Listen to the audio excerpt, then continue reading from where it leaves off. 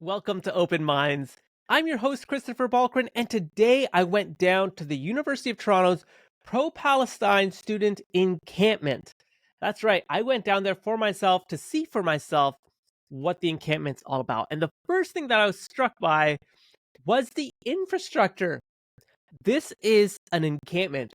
It is an interlinked fence with pylons, tarp, porta potties. I'm assuming the students must have worked in collaboration with the administration to get the infrastructure set up for this encampment. And that just perplexes me because at what point does the administration say, yeah, this is an illegal encampment on university property? At any moment, they can call in the police and, this will be over. And they agree with supplying the infrastructure, I'm assuming, for these students to erect the encampment. I just find that a bit odd. Again, porta potties, interlinked fences, pylons. It's a full-on thing. And there's over 150 students inside the encampment. So it's not like a couple of students. We're talking a lot of students who just have basic needs. And also, I think, how are they getting food? I mean, there's a whole infrastructure that supports this encampment, clearly in working with the administration at the University of Toronto. So that's perplexing to me because I don't know how many other protest subject matter the university would be okay providing that same level of infrastructure to, right? So that really struck me. On the outside of the fences are various posters, Divest Now. I took a couple of videos I'll share with you. Divest Now and a lot of Palestinian flags, things like that. So let me share this with you. This is from the encampment that I took today. Lots of Palestinian flags. We shall return. Not sure what that's referring to. Jewish Faculty Network. And my camera goes sideways.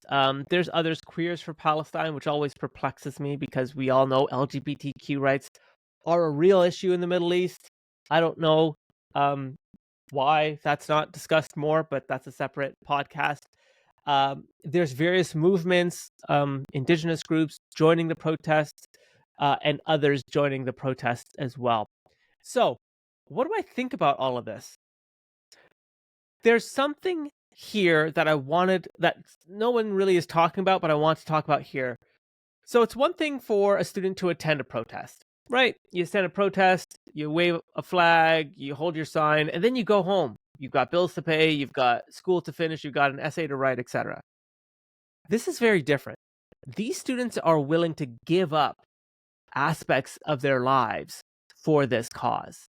And again, remember, I'm of the opinion that what these students are asking for is unreasonable. They're asking the university to divest from companies that support genocide, that support what Israel's doing, as well as to divest from educational institutions in Israel. Again, these are unreasonable demands to me because it basically forces the university to go around in its investment portfolio and find out which company is investing in what, and then ask them what their moral stance is when it comes to Israel and Palestine. And I just don't think that from a business perspective, we're talking about the university investing in companies because they have pensions, etc., that's possible. So it's unrealistic demands. But some students are so dug in that they're willing to camp out. And there were some signs that said, I've cleared my spring, my summer, my fall. So they're here for the long term. Okay. That to me demonstrates something I learned in psychology class back in university days, which is something called pathological altruism. And pathological altruism at a very high level is you're so morally convinced of a group's, you want to stand up for a group because of a moral and ethical reason. But in doing so, your actions have negative consequences. So it's pathological altruism. You're taking a moral cause, but your actions actually have negative impacts as a result. And so some of these negative impacts are, first and foremost, what I felt just going around the encampment was there was a very strong case of controlling the message and coercive methods used to frame the topic and the conversation, right? So again, very graphic images, very strong slogans. There was one flag that said "From the river to the sea." It was not a welcoming environment for dialogue. It was very much, this is our message. We are standing firm on this, and if you're against us, you somehow are on the wrong side of history. And so, as a result of this controlling of the message, remember, the message is very much controlled. It's tightly controlled. Inside the encampment, they have books and recommended reading that furthers controlling that message. And then there's coercion, right? Like, you have to kind of read these books, listen to these podcasts, watch these videos, so that you can also fully believe what we're believing.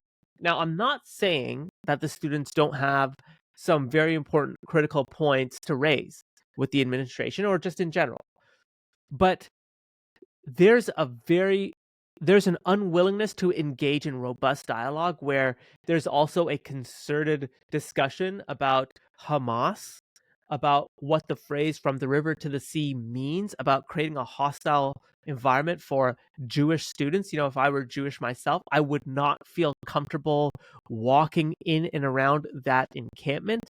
And to me, that goes against diversity, equity, and inclusion, that intersection. So there's that type of behavior for sure. And also, there's this willingness to go at all costs for something that I think the general public isn't on board with. And it's not because people aren't fully aware, it's the methods and the message is what people disagree with. I'm certain most Canadians are against the idea of killing innocent civilians. I would assume the vast majority of Canadians are, and they're absolutely, you know, they're brought to tears when they see children being killed en masse, right? I think that goes without saying. But then the next step is, well, what do we do with that? And if the answer is, well, the school needs to divest from companies that support genocide, that phrase "support genocide" is, again, control and coercion. You're controlling the message and you're coercing, is that the right word? People to agree with you. And that framing is where Canadians kind of get off the boat, or the kind of path forward, to say, I don't agree with that at all. This is very complex. You can't just say, well, if you're complicit, you agree, and if you agree, then you agree with killing children. It's like, that's not the right way to do it. So definitely that's an example of pathological altruism. I think the other behavior that I noticed on campus was this enabling behavior. Remember, it's like students of like-minded views were talking to other students of like-minded views. There was no real, again, debate and discussion. And so each student's enabling each other to further that kind of extremism that they're going to do. And that's very harmful, because the University of Toronto has convocation coming up that happens in that area. And there are major donors to the University of Toronto. There are like international, national headlines as a result of this. There's a lot of pressure on the administration now. And so the enabling behavior doesn't allow those students inside that encampment to see it from the administration's perspective at all. And so it's like, you surround yourself with negativity, then you yourself become negative. That's what I picked up on at the encampment, is that students are literally of the same, almost identical mindset, not only on this issue, but on their worldview as a whole. Again, enabling behavior, really important. And then the final type of behavior is excessive personal sacrifice. So I would consider this encampment to be excessive personal sacrifice. Remember, these students are giving up their academic and, personal lives, if they're having second, third jobs, to afford rent in downtown Toronto is expensive. So, it's this excessive personal sacrifice is a key behavior in pathological altruism. And so these behaviors combined lets me know that the students are trying to convey a message as they understand it, and they're going to extremes.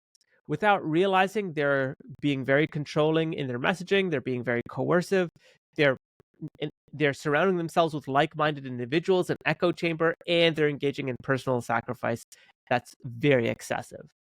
And so to me, the reality is the university is probably going to come to them at some point and say, you've got 96 hours to vacate, or we're calling in the police. This is over. You had your fun. Now it's time for this to be done. And unless these students are willing to modestly accept some losses, there are going to be students that will be charged with trespassing and other criminal offenses for doing this type of behavior. And this will send a very strong message to other students to say, do you really want to engage in this level of behavior when your demands are so far out from what the administration might be willing to do? And so, anyways, those are just my initial thoughts of visiting the encampment. I'd love to know what you think. Do you think that this pathological altruism is true? Have you seen and observed it yourself? Let me know in the comment section below. And if you know someone at the encampment, let me know as well. I'd love to know what it is that they'd like to see happen, given what, again, I think are very extreme demands on the university. Let me know in the comment section below, and I'll catch you in the next one.